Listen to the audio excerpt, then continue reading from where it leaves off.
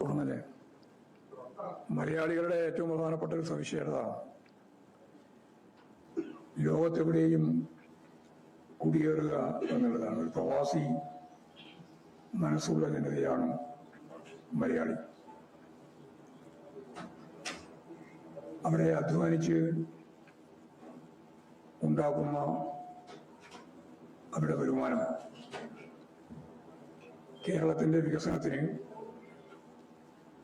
പ്രധാന പിന്തുണയായി എല്ലാ കാലവും നിലകൊണ്ടിരുന്നു എന്നുള്ള കാര്യം നമുക്കെല്ലാം വ്യക്തതയുള്ളതാണ്.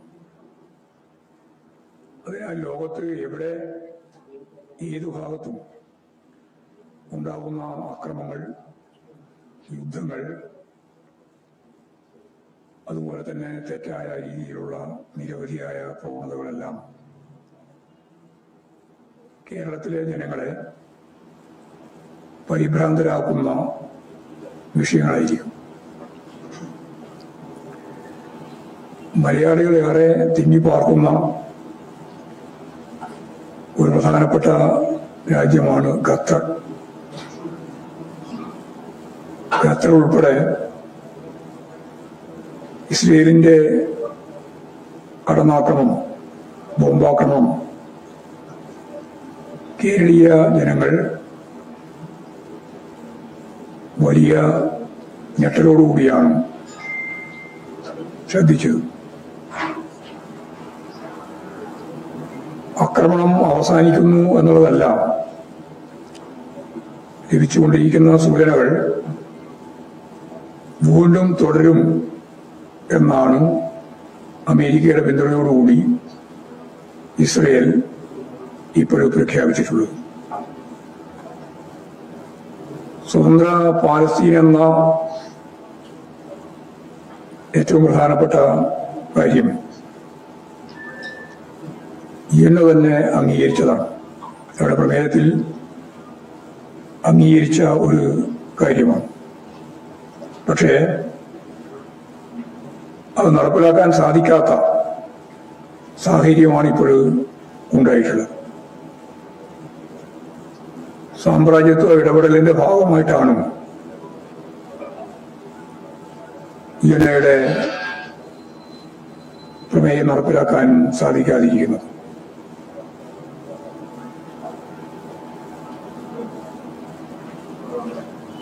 ഇസ്രയേലിന്റെ സമീപനം സത്യം പറഞ്ഞാൽ അമേരിക്കൻ സാമ്രാജ്യത്വത്തിന്റെ നിലപാട് അടിസ്ഥാനപ്പെടുത്തിയിട്ടാണ്. പലസ്തീനോടൊപ്പം നിന്ന ലോകത്തിലെ ഏറ്റവും പ്രധാനപ്പെട്ട രാജ്യമായിരുന്നു ഇന്ത്യ. എന്നാൽ ഇന്ന് ഇന്ത്യ എല്ലാറ്റിനും മൗനസമ്മതം നൽകുകയാണ്. ട്രംപിനോടുള്ള ഭയം കൊണ്ട് നരേന്ദ്രമോദി ഉൾപ്പെടെ.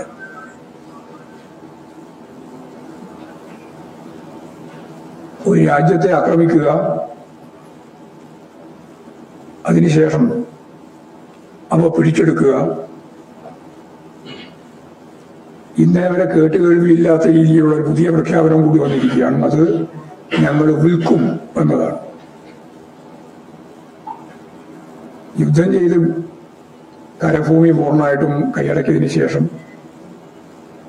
ആ ഭൂമിയെ വിൽക്കും എന്ന് പരസ്യമായിട്ട് പ്രഖ്യാപിച്ച ചരിത്രത്തിലെ ആദ്യത്തെ സംഭവമാണ്.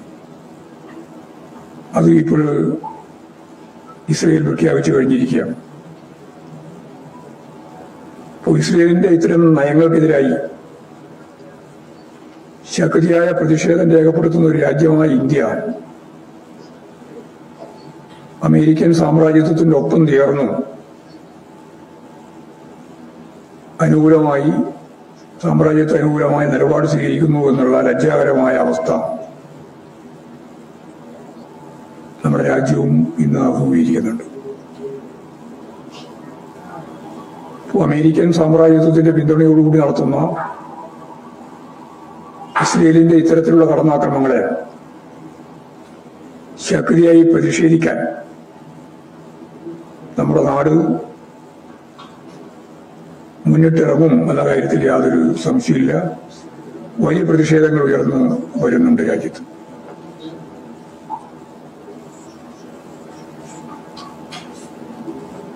അതാണ് ഗാസയിൽ നടന്നുകൊണ്ടിരിക്കുന്ന കടന്നാക്രമണങ്ങളെ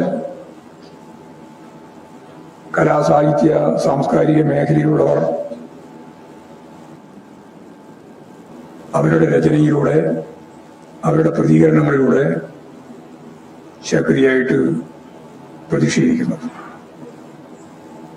പപ്പാട്ടൻ എഴുതിയിട്ടുള്ള കഥയും ഡോക്ടർ ലീലാവതിയുടെ പ്രതികരണവും ഏറ്റവും ശ്രദ്ധേയമായ സാമ്രാജ്യത്വ വിരുദ്ധ നീക്കത്തിന്റെ ഭാഗമായിരുന്നു. കുട്ടികളുടെ വിലാപം 65,000-ലധികം ആളുകളെയാണ് ഇതിനകം ഗാസയിൽ കൊലപ്പെടുത്തിയത്. കുട്ടികളെയും സ്ത്രീകളെയുമാണ് കൊന്നൊടുക്കുന്നത്. അതുകൊണ്ടാണ് വംശഹത്യ എന്ന് പ്രത്യേകമായി അതിന് പേര് വന്നത്. ഇതിനെതിരായ ശക്തിയായ പ്രതിഷേധം ലോകത്തും നമ്മുടെ നാട്ടിലും ഉയർന്നു വരുന്നുണ്ട് എന്നുള്ളതാണ് ആശാവഹമായ ഒരു കാര്യം. രണ്ടാമത്തെ കാര്യം, സംസാരം നടത്തി വരികയാണ്. അതിന്റെ ഫലമായി കേരളത്തിന്റെ വിദ്യാഭ്യാസ മേഖല വലിയ തോതിൽ മുന്നോട്ടേക്ക് കുതിക്കുന്ന അവസ്ഥയാണ് ഉണ്ടായിട്ടുള്ളത്. കഴിഞ്ഞ LDF സർക്കാരിന്റെ കാലത്ത് പൊതുവിദ്യാഭ്യാസ സംവിധാനത്തെയാണ്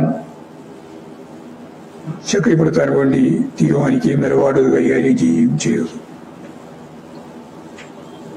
അതിന്റെ പശ്ചാത്തല സൗകര്യം വികസിപ്പിക്കാനും കിഫ്ബി ഉൾപ്പെടെ ഉപയോഗിച്ച് പണം ഉപയോഗിച്ചു നല്ല രീതിയിൽ സ്മാർട്ട് ക്ലാസുകൾ രൂപപ്പെടുത്താനും എന്ന് പറഞ്ഞാൽ വിദ്യാഭ്യാസത്തിന്റെ പശ്ചാത്തല സൗകര്യം മാത്രമല്ല ഉള്ളടക്കം ശക്തിപ്പെടുത്താനും എല്ലാമുള്ള നിലപാടുകൾ സ്വീകരിച്ചു.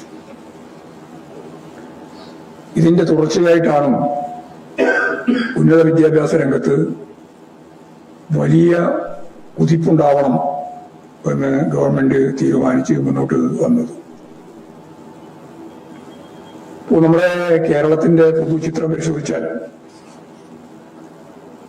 ലോകോത്തരമായ രീതിയിലാണ് വിദ്യാഭ്യാസ സംവിധാനത്തെ കാണാനാവുക. മൊത്തം പ്രവേശന അനുപാതം ഉന്നത വിദ്യാഭ്യാസ മേഖലയുമായിട്ട് ബന്ധപ്പെട്ട് പരിശോധിച്ച് നോക്കിയപ്പോ 2017-18 അത് 34%. അതിപ്പോഴ് 2021 ആകുമ്പോഴേക്ക് തന്നെ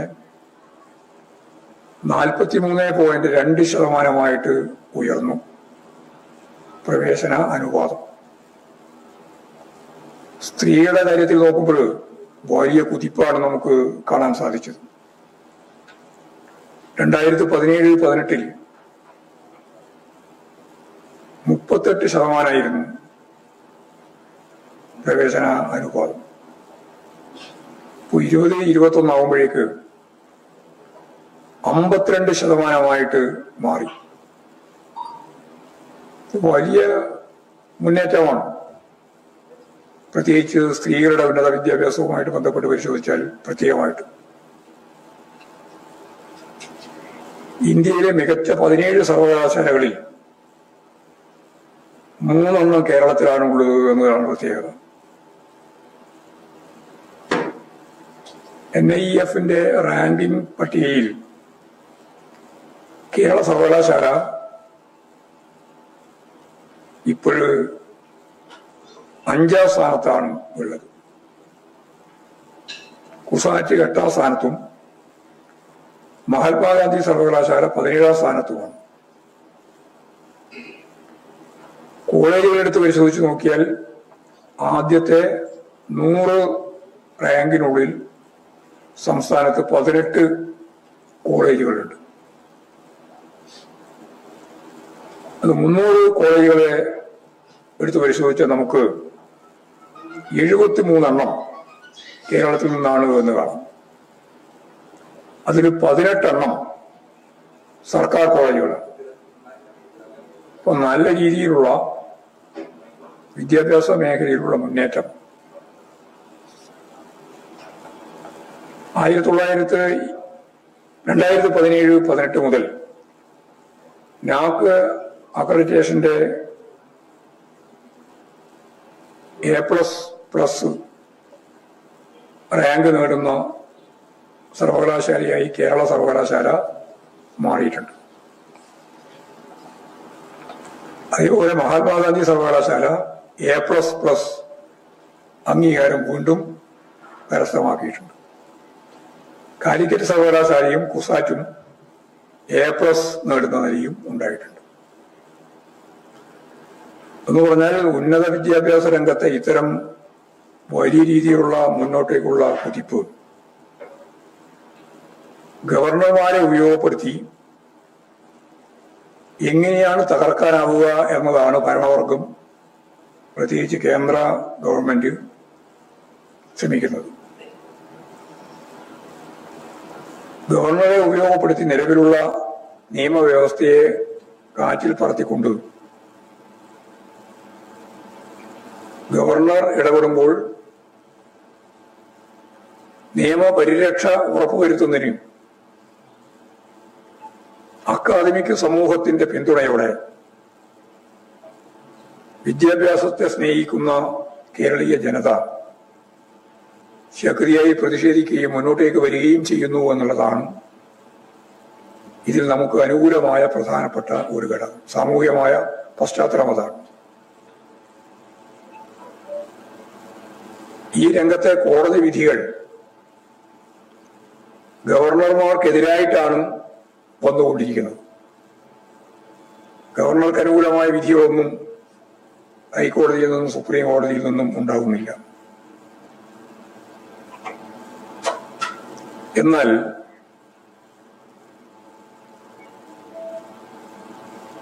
കേരളത്തിന്റെ ഈ മുന്നേറ്റത്തെ അട്ടിമറിക്കാൻ വിദ്യാഭ്യാസ രംഗത്ത് അനിശ്ചിതത്വം രൂപപ്പെടുത്താൻ ഗവർണർമാർ തന്നെ കോടതിയിലേക്ക് പോകുന്ന ചിത്രവും അപൂർവ സംഭവമായിട്ട് കേരളത്തിൽ കണ്ടുകൊണ്ടിരിക്കുകയാണ്. പഴയ ഗവർണർ ആരിഫ് മുഹമ്മദ് ഖാൻ RSSനെ പ്രീണിപ്പിക്കാനാണ് അവരുടെ താല്പര്യങ്ങൾക്ക് വേണ്ടി നിലകൊണ്ടത്. എന്നാൽ അവരുടെ തന്നെ രാഷ്ട്രീയത്തിന്റെ അടിസ്ഥാനത്തിൽ പ്രവർത്തിക്കുന്ന നിലപാടാണ് പുതിയ ഗവർണർ സ്വീകരിക്കുന്നത്.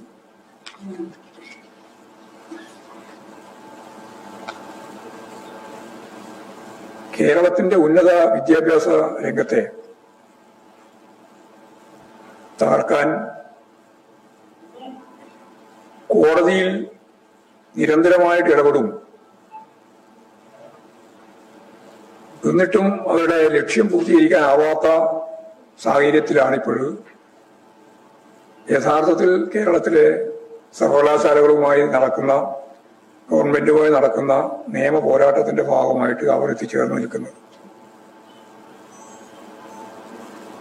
ഇപ്പോൾ ഒരു വിചിത്ര അംഗീകരിക്കാതെ സ്ഥിരം വൈസ് ചാൻസലറുടെ നിയമനം നടത്താൻ സാധിക്കത്തക്ക രീതിയിൽ ജസ്റ്റിസ് സുധാംശു ദുലിയ അധ്യക്ഷനായ സെർച്ച് കമ്മിറ്റി നിയമിച്ചിരിക്കുകയാണ്. ഗവർണർക്ക് വലിയ തിരിച്ചടിയാണ് യഥാർത്ഥത്തിൽ ഉണ്ടായത്. മാത്രമല്ല, സംസ്ഥാന മുഖ്യമന്ത്രിയെ വൈസ് ചാൻസലർമാരിൽ മുഖ്യമന്ത്രിയെ വൈസ് ചാൻസലർ നിയമനത്തിന് സെർച്ച് കമ്മിറ്റി നിർദ്ദേശിക്കുന്ന പാനലിൽ മുൻഗണന നിശ്ചയിക്കുന്നതിനുള്ള അവകാശവും മുഖ്യമന്ത്രിക്ക് നൽകിയിരിക്കുകയാണ്.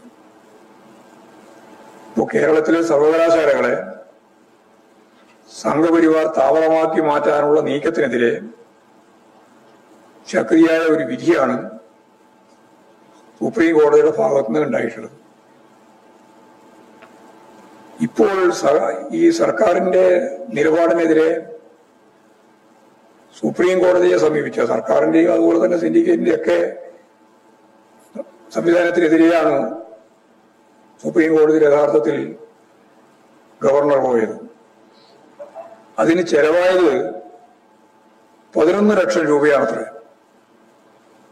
ആ 11 ലക്ഷം രൂപ ഡിജിറ്റൽ സർവകലാശാലയും സാങ്കേതിക സർവകലാശാലയും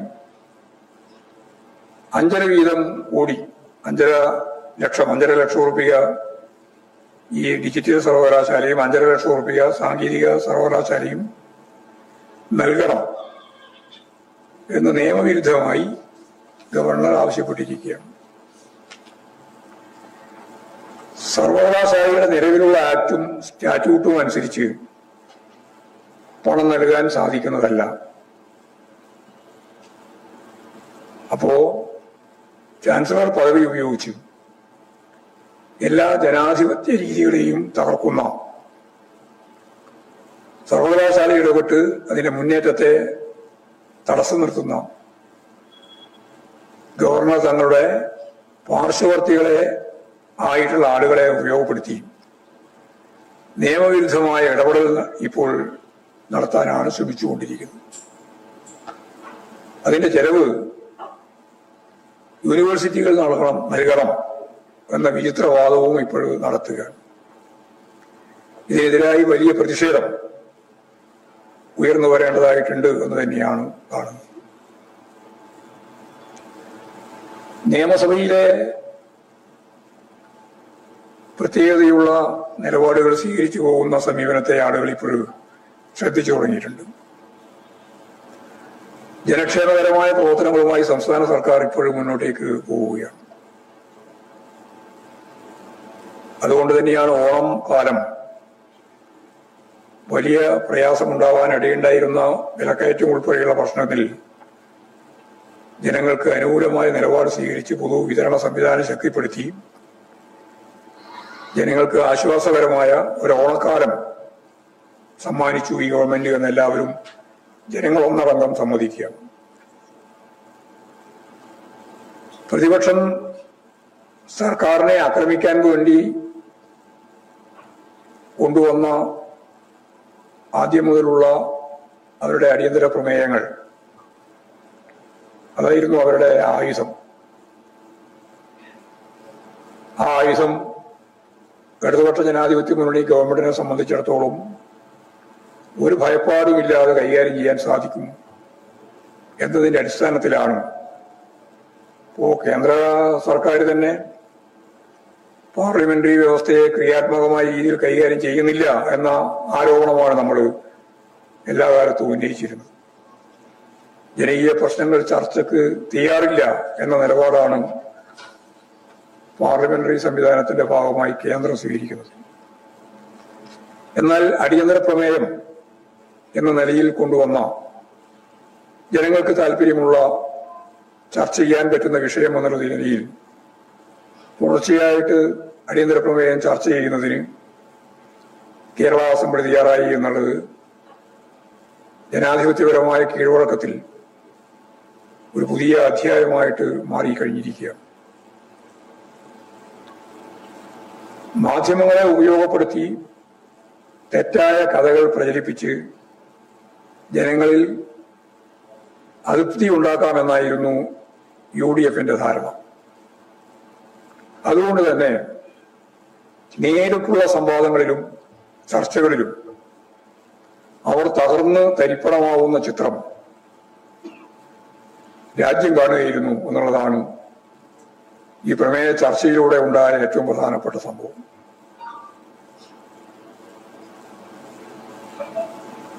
ഇപ്പോൾ സ്വാഭാവികമായിട്ടും UDF ഉയർത്തുന്ന തെറ്റായ സമീപനങ്ങളെയും നിലപാടുകളെയും തുറന്നു തീർക്കാനും സത്യസന്ധമായിട്ട് കാര്യങ്ങൾ ജനങ്ങളുടെ മുമ്പിൽ അവതരിപ്പിക്കാൻ ഈ പ്രമേയങ്ങളിലൂടെ അതിന്റെ ഭാഗമായിട്ടുള്ള ചർച്ചയിലൂടെ സാധിച്ചു എന്നുള്ളതാണ് വളരെ ശരിയായ പാർലമെന്ററി പ്രവർത്തനത്തിന്റെ ഭാഗമായിട്ട് കാണാൻ കഴിഞ്ഞ രീതി. യഥാർത്ഥത്തിൽ പ്രതിപക്ഷത്തിന് ഗവൺമെന്റിനെതിരായിട്ട് അവതരിപ്പിക്കാനുള്ള വിഷയ സാന്നിധ്യം നല്ലതുപോലെ അനുഭവിക്കുന്നു എന്നുള്ളത് നമുക്ക് മനസ്സിലാക്കാൻ സാധിക്കുന്നുണ്ട്. എറണാകുളത്ത് വലിയ രീതിയിലുള്ള സ്ത്രീ വിരുദ്ധ പ്രചാരവേല ഒരു MLA-യും കൂടി ചേർത്തുകൊണ്ട് സൈബർ ആക്രമണത്തിന്റെ ഭാഗമായിട്ട് അരങ്ങേറിയിരിക്കുക. വി ഡി സതീശൻ പറഞ്ഞിരുന്നു, ഇടതുപക്ഷവും പ്രതിപക്ഷവുമെല്ലാം രാഹുൽ മാങ്കൂട്ടത്തിന്റെ പ്രശ്നം ശക്തിയായിട്ട് ഉയർത്തിയപ്പോ മാധ്യമങ്ങൾ ഉൾപ്പെടെ ഒരു വലിയ ബോംബ് വരാൻ പോകുന്നു എന്ന് ഞങ്ങൾ അപ്പോഴേ പ്രതികരിച്ചു. ഏത് ബോംബും വരാൻ പോകുന്നതല്ല, UDF-ന്റെ തലയിലാണ് വീഴുക. ഞങ്ങൾക്കതിലൊരു ഉത്കണ്ഠയില്ല എന്നന്ന് തന്നെ വ്യക്തമാക്കിയതാണ്. പക്ഷെ ഈ സതീശൻ പറഞ്ഞ ബോംബ് ഇതുപോലെ ഒന്നാണ് എന്ന് ആരും പ്രതീക്ഷിച്ചില്ല. പറവൂർ കേന്ദ്രീകരിച്ചുകൊണ്ടാണ് ഈ ബോംബ് രൂപപ്പെട്ടത്. ഷൈൻ ടീച്ചർക്കെതിരായിട്ടും അതുപോലെ തന്നെ MLA-യും ചേർത്തുകൊണ്ട് കേട്ടാൽ അറക്കുന്ന രീതിയിലുള്ള കള്ളപ്രചാരവേല ഒരുതരം ജീർണമായ UDF മനസ്സുകൾ അത് ഈ കേന്ദ്രത്തിൽ നിന്നുകൊണ്ട് തന്നെ രൂപപ്പെടുത്തിയെടുത്തു എന്നുള്ളതാണ് കാണാൻ സാധിച്ച ഏറ്റവും പ്രധാനപ്പെട്ട ചിത്രം.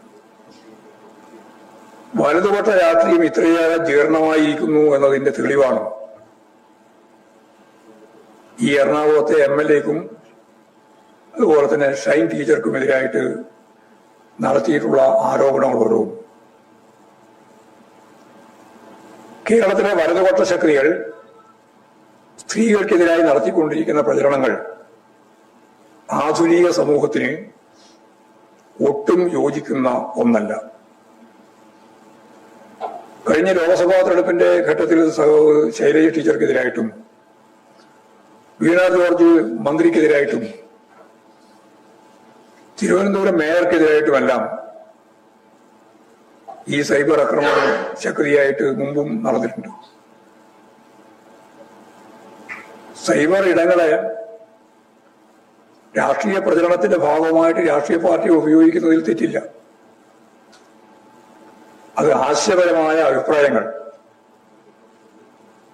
അവതരിപ്പിക്കുന്നതിന് ഉപയോഗിക്കുകയും ചെയ്യാം. എന്നാൽ അത്തരം രീതികളെല്ലാം ഉപേക്ഷിച്ച് സ്ത്രീകളെ തേജോവധം ചെയ്യാൻ നടത്തുന്ന ഇത്തരം പരിശ്രമങ്ങൾക്കെതിരായി ശക്തിയായ നിലപാടുകൾ സ്വീകരിച്ച് നിയമ പോരാട്ടം വരെ ജനാധിപത്യ ശക്തികൾക്ക് സ്വീകരിക്കാൻ കഴിയേണ്ടതുണ്ട് എന്നാണ് ചൂണ്ടിക്കാണിക്കാനുള്ളത്.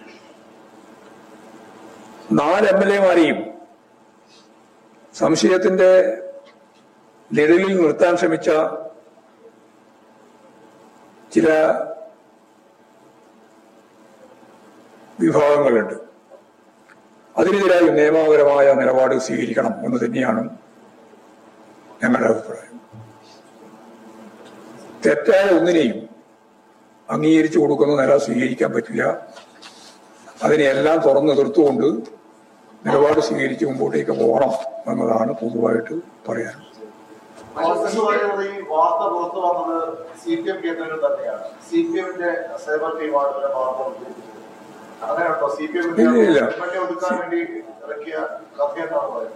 അതൊക്കെ ഈ പറയുന്ന കഥയുടെ കളവാണ്. എന്ത് കളവും പറയാൻ പ്രതിപക്ഷ നേതാവ് ഉൾപ്പെടെയുള്ളവർക്ക് മടിയില്ല എന്നാണല്ലോ അസംബ്ലിയിൽ നടന്ന ചർച്ചയിൽ നിന്ന് വ്യക്തമായത്. ഗവൺമെന്റിന് അനുകൂലമായി പൊതുവിതരണ സംവിധാനത്തിന്റെ ഭാഗമായിട്ടുള്ള സപ്ലൈകോയുടെ ശാഖ ഉദ്ഘാടനം ചെയ്യുന്ന സന്ദർഭത്തിൽ ചൂണ്ടിക്കാണിച്ച കാര്യം ഞാനങ്ങനെ പറഞ്ഞിട്ടേയില്ല എന്ന് പ്രതിപക്ഷ നേതാവ് പറഞ്ഞപ്പോ മന്ത്രി തന്നെ പറഞ്ഞു, ദാ അങ്ങോട്ട് അയച്ചു തരാം. അവിടെ പ്രസംഗിച്ചത് അതേപോലെ തന്നെ അയച്ചു കൊടുത്തു. ലോകം മുഴുവൻ കണ്ടു. എന്ത് കളവും പറയാൻ യാതൊരു മടിയുമില്ലാതെ പ്രതിപക്ഷ നേതാവ് ഉൾപ്പെടെയുള്ളവർ ഇത്തരത്തിലുള്ള കളവ് പ്രചരിപ്പിക്കും എന്നുള്ള കാര്യത്തിൽ യാതൊരു സംശയവും വേണ്ട. അത്രയും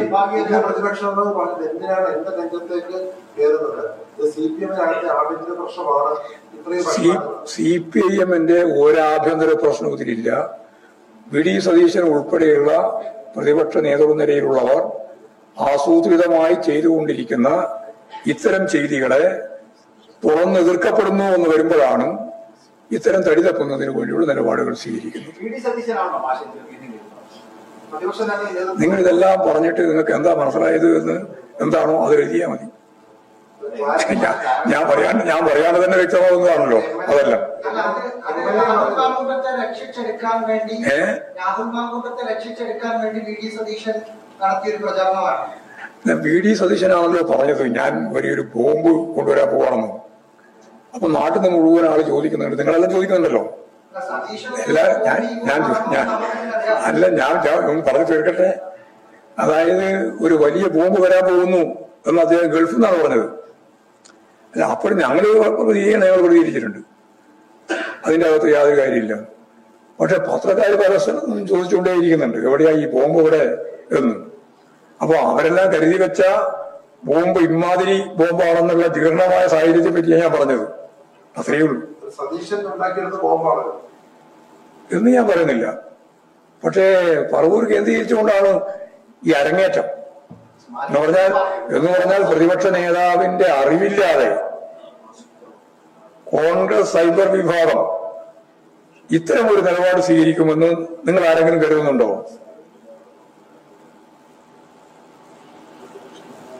പക്ഷെ നിയമ നടപടി എന്ന് പറയുമ്പോൾ അവർ രണ്ടുപേരും കോടതിയിൽ ഇതിനോട് തന്നെ പരാതി കൊടുക്കുന്നുണ്ട്. നമ്മൾ CPM എന്ന നിലയിൽ CPM എന്ന നിലയിൽ പരാതി കൊടുക്കേണ്ട കാര്യമില്ല. അവരെന്നെ പരാതി കൊടുക്കട്ടെ. നിയമപരമായിട്ട് സൈബർ ഇടങ്ങളിൽ പോരാടാനുള്ള നല്ല ശേഷിയുള്ള ഒരാൾ തന്നെയാണ് ഷൈനി ടീച്ചർ. പോരാട്ടം നടത്തും. ആഗോള അയ്യപ്പ സംഘം നാളെ നടക്കുക. കേരള പൊളിറ്റിക്സ് പക്ഷേ എറണാകുളത്തെ സംഭവം കേരള പൊളിറ്റിക്സ് ഇങ്ങനെ പരസ്പരം പോരടിച്ച് ഇല്ല, പരസ്പരം പോരടിക്കുന്നില്ലല്ലോ. ഏകപക്ഷീയമായ പോരാട്ടല്ലേ. അതായത് കോൺഗ്രസിന്റെ സൈബർ വിഭാഗവും യഥാർത്ഥത്തിൽ ഇപ്പോൾ അതിപ്പോ വി ഡി സതീശനെ വിടുന്നില്ലല്ലോ. ഞങ്ങളെ കുറ്റം പറയുന്ന വി ഡി സതീശൻ തന്നെ പറഞ്ഞല്ലോ എനിക്കെതിരായിട്ട് സൈബർ ആക്രമണം നടന്നു. ആരാ നടത്തിയത്? CPM അല്ലല്ലോ. അവർ തന്നെയാണ് നടത്തുന്നത്. അവർ തന്നെ അങ്ങോട്ടും ഇങ്ങോട്ടും നടത്തിക്കൊണ്ടിരിക്കുന്നുണ്ട്. മാത്രമല്ല, ഞങ്ങൾക്കെതിരായിട്ട് നടത്താൻ ശ്രമിച്ചപ്പോൾ ഞങ്ങളതിനെ അതിശക്തിയായ രീതിയിൽ ജനങ്ങളെ മുമ്പിൽ കാര്യങ്ങൾ തുറന്നു പറഞ്ഞ് അതിനെ പ്രതിരോധിക്കുക എന്നുള്ള നിലപാടാണ് ഞങ്ങൾ സ്വീകരിക്കുന്നത് മാത്രമേ ഉള്ളൂ. യഥാർത്ഥത്തിൽ വി ഡി സതീശനും അത് തന്നെയാണ് ചെയ്തത്. തുറന്നു പറഞ്ഞു ജനങ്ങളോട് തന്നെ പറയുന്നതല്ലേ ഉണ്ടായത്. കോൺഗ്രസ് സൈബർ ഇടങ്ങൾ നടത്തിയിട്ടുള്ള കടന്നാക്രമണത്തെ സംബന്ധിച്ചാണ് അദ്ദേഹം പറഞ്ഞിട്ടുള്ളത്. അദ്ദേഹത്തെ പറ്റി ആണ് ആസൂത്രണം ജീർണമായ ഒരു അവസ്ഥയാണെന്ന്. ഇപ്പൊ മാങ്കൂട്ടലിന് അനുകൂലമായ നിലപാട് സ്വീകരിക്കുന്നത് എന്തുകൊണ്ടാണ്? അതല്ല ഇതിന്റെ ഭാഗമാണ്. അവർ തന്നെ ജീർണമായ സാഹചര്യത്തിലേക്ക് എത്തിയിരിക്കുകയാണ് കോൺഗ്രസ്. ആർക്കും കോൺഗ്രസിനെ രക്ഷപ്പെടുത്താൻ എനിക്ക് കഴിയില്ല. ആര്? അതിപ്പോഴല്ലേ? അതാണ് അവിടുത്തെ തർക്കത്തിന്റെ പ്രശ്നം. അതല്ലേ സൈബർ ഇടങ്ങളിലുള്ള കടന്നാക്രമണത്തിന്റെ പശ്ചാത്തലം. ഞങ്ങൾ തടയാൻ ഉദ്ദേശിക്കുന്നില്ല. സഭയിൽ തടഞ്ഞിരുന്നില്ല. SFI പ്രവർത്തകരെ അവിടെ വികാരം പ്രകടിപ്പിച്ചത് മാത്രം കണ്ടാണ്. ഇതിങ്ങനെ തന്നെ തുടരുന്നതാണ് നല്ലത്. അല്ല, ഒന്നാലും വന്നില്ലെങ്കിൽ ഞങ്ങൾക്ക് പ്രശ്നമുള്ള കാര്യമല്ല. മാങ്കൂട്ടത്തിൽ ഒരു പ്രതീകമായിട്ട് മാറിയിട്ടുണ്ട് കേരളത്തിന്റെ സാംസ്കാരിക ജീർണതയുടെ. അതിന്റെ ശരിയായ മുഖമായിട്ട് മാറിയിട്ടുണ്ട്. ആ മുഖം ഇങ്ങനെ തന്നെ തുടർന്നു പോകുന്നതാണ് കേരളത്തിനെ സംബന്ധിച്ചിടത്തോളം ജനങ്ങൾക്ക് ഓർമ്മിക്കാൻ നല്ലത് എന്നാണ് എന്റെ ഒരു ധാരണ.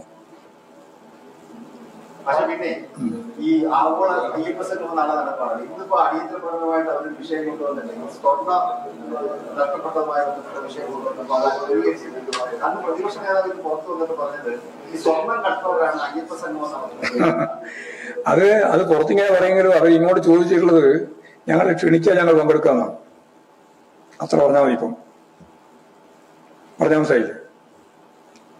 അന്ന് അവസാന നിമിഷം ഒന്ന് ആരെങ്കിലും ക്ഷണിച്ചാൽ ഞങ്ങൾ കൂടി പങ്കെടുക്കാം എന്ന കാര്യം. ഒരു ചോദ്യവും പ്രസക്തമായിട്ട് ഉന്നയിക്കാതെ തന്നെ പറയുന്നത് നിങ്ങൾ ക്ഷണിച്ചാൽ ഞങ്ങൾ പങ്കെടുക്കാൻ തയ്യാറാണെന്ന്. ഒരു പ്രമുഖ നേതാവ് തന്നെ മന്ത്രിയോട് തന്നെ സംസാരിച്ചു. പിന്നെ വെറുതെ ഈ മൂന്നെണ്ണം പറയാൻ മാത്രമേ ഉള്ളൂ. ഇതിന്റെ അകത്ത് ഒരു ഭൂരിപക്ഷ പീഡനവും ഇല്ല, ന്യൂനപക്ഷ വിവേചനവും ഇല്ല. ഇത് ഒറ്റ കാര്യമേ ഉള്ളൂ. ദേവസ്വം ബോർഡ് ലോക അയ്യപ്പ സംഗമം നടത്താൻ തീരുമാനിച്ചു. വിശ്വാസികളെ സംബന്ധിച്ചിടത്തോളം അവരുടെ പ്രധാനപ്പെട്ട ഒരു കാര്യമാണ്. അത് കൈകാര്യം ചെയ്യട്ടെ, അത്രയേറെ കണ്ടാൽ മതി. അത് ഇപ്പം പറയുന്നില്ല, കുറച്ച് കഴിഞ്ഞാൽ പറയാം. മന്ത്രിയോട് പറഞ്ഞ ആള് മന്ത്രിയോട് തന്നെ ചോദിച്ചാൽ മനസ്സിലാവും. മാഷാണ് ഇപ്പൊ ഞങ്ങളോട് പറഞ്ഞത്. അതെ, നിങ്ങളോട് അതുകൊണ്ടാ പറഞ്ഞത്. അത് ഞാൻ പറയുന്നില്ല, പേര് പറയുന്നില്ല. അല്ല, അങ്ങനെ പറഞ്ഞോ? അവർ എങ്ങനെ ക്ഷണിക്കുന്നു മാഷിനെ? ഇനി എങ്ങനെ ക്ഷണിക്കണമെന്നോ? നാളെ തുടങ്ങാൻ പോവാണ്. അറിയില്ല എങ്ങനെയാണ്. അവൾ ക്ഷണിക്കാൻ പോയല്ലോ. ദേവസ്വം ബോർഡ് പ്രസിഡന്റ് പ്രതിപക്ഷ നേതാവിനെ ക്ഷണിക്കാൻ വേണ്ടി വീട്ടിൽ തന്നെ പോയല്ലോ, സമയം ചോദിച്ചിട്ട്. പക്ഷെ അയാള് പുറത്തു വന്നില്ല. ഇനിയിപ്പോ ക്ഷണിക്കുമോ? ക്ഷണിക്കുമോ? എവിടെ ക്ഷണിക്കാനായി? കഴിഞ്ഞില്ല, സമയം കഴിഞ്ഞില്ല. നാളെയല്ലേ പരിപാടി. അവസരം പോയി. ഞാൻ പറയുന്നില്ല, നിങ്ങൾക്ക് എഴുതാം. പക്ഷേ ഈ വികസന സദസ്സുകളുമായി സർക്കാർ സ്ഥാപനങ്ങളുടെ അതിൽ പങ്കെടുക്കരുതെന്ന UDF കൺവീനർ അടൂർ പ്രകാശ് എല്ലാ ജില്ലാ നേതൃത്വത്തോടും കത്തയച്ചു. മലപ്പുറത്ത് അതിന് വിരുദ്ധമായിട്ട് പങ്കെടുക്കാൻ പറഞ്ഞുകൊണ്ട് അവരുടെ ജില്ലാ പ്രസിഡന്റ് ഹമീദ് MLA അദ്ദേഹം കത്ത് കൊടുത്തിട്ടുണ്ട്. അപ്പൊ ലീഗ് അവിടെ പങ്കെടുക്കുമെന്നാണ് പറയുന്നത്. അല്ല, ഞങ്ങളെ സംബന്ധിച്ചിടത്തോളം എല്ലാവരും പങ്കെടുക്കുന്നുള്ളതാണ് നമ്മുടെ അഭിപ്രായം. വികസനവുമായി ബന്ധപ്പെട്ട കാര്യങ്ങളിൽ സഹകരിക്കണം, എല്ലാവരും സഹകരിക്കണം. അത് രാഷ്ട്രീയം, കക്ഷി രാഷ്ട്രീയത്തെ അടിസ്ഥാനപ്പെടുത്തിയിട്ട് മാറി നിൽക്കാൻ പാടില്ല എന്നാണ് ആദ്യം മുതലേ ഞങ്ങൾ പറഞ്ഞുകൊണ്ടിരിക്കുന്ന കാര്യം. നാഷണൽ ഹൈവേ മുതൽ ഇങ്ങോട്ട് എല്ലാ പരിപാടിയിലും എല്ലാറ്റിലും UDF എടുത്ത നിലപാട് അതിന് ഘടകവിരുദ്ധമായിട്ടാണ്. ഒരു വികസനവും നടത്താൻ കേരളത്തിൽ അനുവദിക്കില്ല എന്ന രാഷ്ട്രീയ തീരുമാനമെടുത്തവരാണ് UDF. അതിന്റെ പ്രതിഫലനമാണ്. പക്ഷെ അതിന്റെ അകത്ത് തന്നെ വൈരുദ്ധ്യങ്ങൾ ഉണ്ടാവുന്നു എന്നുള്ളതാണ് ഇപ്പോഴും മലപ്പുറവുമായി ബന്ധപ്പെട്ട് പറയുമ്പോൾ കാണാൻ സാധിച്ചത്. ലീഗിന്റെ തീരുമാനമൊന്നുമല്ലല്ലോ, ജില്ലാ ഘടകത്തിന്റെ തീരുമാനമല്ലേ UDFന്റെ. അതെ, ഓരോരുത്തരും ശരിയായ നിലപാടും തെറ്റായ നിലപാടും സ്വീകരിക്കുന്നുണ്ട്. ശരിയായ നിലപാട് സ്വീകരിക്കുന്നവരോടൊപ്പം ഞങ്ങൾ എല്ലാ കാലത്തും അതിനെ യോജിച്ച് നിലപാട് സ്വീകരിക്കുകയും ചെയ്തിട്ടുണ്ട്. അതിനകത്ത് തർക്കം. അതായത് വികസന സെമിനാറുകൾ നടത്തുന്നതിനോട് യോജിക്കാൻ തയ്യാറുണ്ട് എന്ന് ആരെങ്കിലും പറഞ്ഞാൽ നിങ്ങൾ യോജിക്കേണ്ടെന്ന് പറയുന്ന കാര്യമില്ലല്ലോ. യോജിക്കില്ല എന്ന് പറയുന്നവരെ രാഷ്ട്രീയമായിട്ടാണ് യോജിക്കാത്തത് എന്ന കാര്യവും ജനങ്ങളോട് പറയാൻ മാത്രമേ ഉള്ളൂ. അത് പറയാം. ആദ്യത്തെ അടിയന്തര പോലീസുമായി ബന്ധപ്പെട്ട വിഷയമാണ്.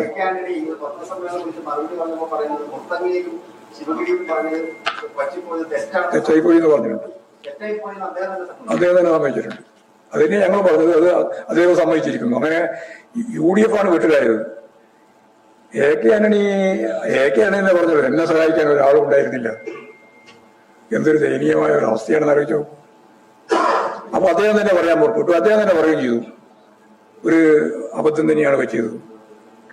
അത് തന്നെയാണ് അടുത്ത വർഷത്തിന് വേണ്ടി പറഞ്ഞത് കൃത്യമായിട്ട് അംഗീകരിച്ചു എന്ന് മാത്രമേ അതിൽ പറയാനുള്ളൂ. ഒരു കാര്യം, ഈ SIR കേരളത്തിൽ നടപ്പാക്കാൻ വേണ്ടി തെരഞ്ഞെടുപ്പ് പാർട്ടി എങ്ങനെയാണ്? അല്ല, ഞങ്ങൾ ഇതിനകത്ത് ധൃതിപ്പെട്ട് എടുക്കാൻ പാടില്ല എന്നുള്ള നിലപാടാണ് ആദ്യം മുതലേ സ്വീകരിച്ചത്. കോടതിയുടെ മുമ്പിലാണ് ഇതുള്ളത്. ആ കോടതിയുടെ വിധി അന്തിമമായി വരുന്നതിന് മുമ്പ് ഈ വോട്ടർ പട്ടിക പുതിയ രീതിയിൽ കൈകാര്യം ചെയ്യണമെന്ന് പറയുന്നതിനോട് ഞങ്ങൾ ആദ്യമേ യോജിക്കുന്നില്ല. എന്നാൽ ഇലക്ഷൻ കമ്മീഷൻ ആ പ്രവർത്തനവുമായി, ആ പ്രക്രിയയുമായിട്ട് മുന്നോട്ടേക്ക് പോവുകയാണ്. അങ്ങനെ മുന്നോട്ടേക്ക് പോകുന്ന ഒരു സാഹചര്യം രൂപപ്പെട്ടു വന്നാൽ സ്വാഭാവികമായും കേരളം പോലുള്ള സംസ്ഥാനത്ത് ഇടതുപക്ഷ ജനാധിപത്യം ഒരു പ്രബലമായി നിൽക്കുന്ന ഒരു സംസ്ഥാനം എന്ന നിലയിൽ നമുക്കതിൽ ഇടപെടേണ്ടി വരും. എല്ലാവരുടെയും, ഒരാളുടെയും വോട്ട് നഷ്ടപ്പെടാതിരിക്കുകയും, അല്ല അങ്ങനെയല്ലേ, അതുപോലെ തന്നെ അർഹതയുള്ള ഒരാളുടെയും വോട്ട് നഷ്ടപ്പെടാതിരിക്കുക, അർഹതയുള്ള വോട്ട് ഒന്നും തള്ളിപ്പോകാതിരിക്കുക, രണ്ടും വേണം. അത് രണ്ടും ചെയ്യുന്നതിന് വേണ്ടിയുള്ള നിലപാടാണ് ഞങ്ങൾ സ്വീകരിക്കുക. പ്രതിഷേധത്തിന്റെ സ്വഭാവം കൊണ്ട് വോട്ടേഴ്സിനോട് പ്രതിഷേധിച്ചിട്ട് എന്താ കാര്യം? വോട്ടേഴ്സ് ലിസ്റ്റ് തയ്യാറാക്കല്ലേ? ആ തയ്യാറാക്കുന്ന പ്രക്രിയയിൽ ഞങ്ങൾക്ക് അഭിപ്രായ വ്യത്യാസമുണ്ട്. ആ അഭിപ്രായ വ്യത്യാസം ഉണ്ട് എന്നുള്ളത് കൊണ്ട് ആ പ്രക്രിയയിൽ നിന്ന് ഒഴിഞ്ഞു നിൽക്കാൻ ഞങ്ങൾ തയ്യാറില്ല.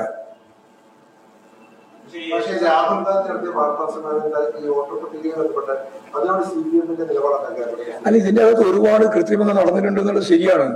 രാഹുൽ ഗാന്ധി പറഞ്ഞുള്ള ഒരുപാട് കാര്യം ശരിയാണെന്ന് ഇപ്പോൾ വ്യക്തമാക്കപ്പെട്ടിട്ടുണ്ടല്ലോ. അതിനോട് ഞങ്ങൾക്ക് എന്തിനാ വിയോജിപ്പുണ്ടോ കാര്യം? അതായത് പാർലമെന്ററി ജനാധിപത്യ സംവിധാനത്തിന്റെ ഏറ്റവും അടിസ്ഥാനപരമായ ഘടന എന്ന് പറയുന്നത് വോട്ടർ ലിസ്റ്റാണ്. അത് കൃത്രിമത്തിൽ രൂപപ്പെടുത്താനും അതിന്റെ ഭാഗമായിട്ടുള്ള നിരവധി വോട്ടർമാരെ കൂട്ടിച്ചേർക്കുക, നിരവധി വോട്ടർമാരെ വെട്ടിമാറ്റുക, ഇത്തരത്തിലുള്ള പ്രക്രിയയാണ് രാജ്യത്തിന്റെ പല ഭാഗത്ത് കണ്ടത്. അതാണ് രാഹുൽ ഗാന്ധി ഉൾപ്പെടെ ചൂണ്ടിക്കാണിച്ചത്, ഞങ്ങളും ചൂണ്ടിക്കാണിച്ചിട്ടുണ്ട്. അപ്പൊ അത് സംബന്ധിച്ച് ഞങ്ങളുടെ വ്യക്തമായ അഭിപ്രായം, ഫലപ്രദമായ രീതിയിൽ ജനാധിപത്യ അടിത്തറ നിലനിർത്തത്തക്ക രീതിയിലുള്ള ഒരു വോട്ടർ ലിസ്റ്റ് ആവണം, കുറ്റമറ്റതാവണം. അതിന് സുപ്രീം കോടതിയുടെ മുമ്പിൽ കേസുണ്ട്. ആ കേസ് വിധി പറയുന്നതിന് മുമ്പാണ് ധൃതിപ്പെട്ട് ഇലക്ഷൻ കമ്മീഷൻ ഇങ്ങനെ നിലപാട് സ്വീകരിക്കുന്നത്. ഇലക്ഷൻ കമ്മീഷൻ എന്നെല്ലാം പറയുന്നത് ഇപ്പോൾ യഥാർത്ഥത്തിൽ പഴയ സ്വതന്ത്രമായ അങ്ങനെയല്ലേ ഭരണഘടനാ സ്ഥാപനം എന്ന രീതിയിലൊക്കെ അല്ലേ നമ്മൾ കാണുക. അതിൽ നിന്ന് വ്യത്യസ്തമായി BJP തീരുമാനം നടപ്പിലാക്കുന്ന ഏജൻസിയെ പോലെ പ്രവർത്തിക്കുന്നു എന്നതാണല്ലോ ഇന്ത്യ ഉയർന്നു വന്ന വലിയ ആക്ഷേപം. അതാണ് ഏത്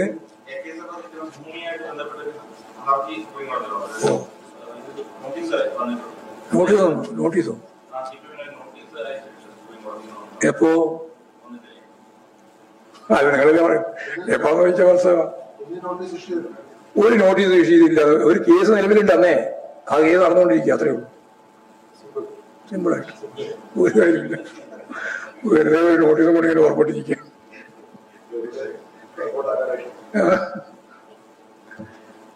കേസുണ്ട്, കേസ് ഞങ്ങൾ നടത്തിക്കൊണ്ടിരിക്കുക.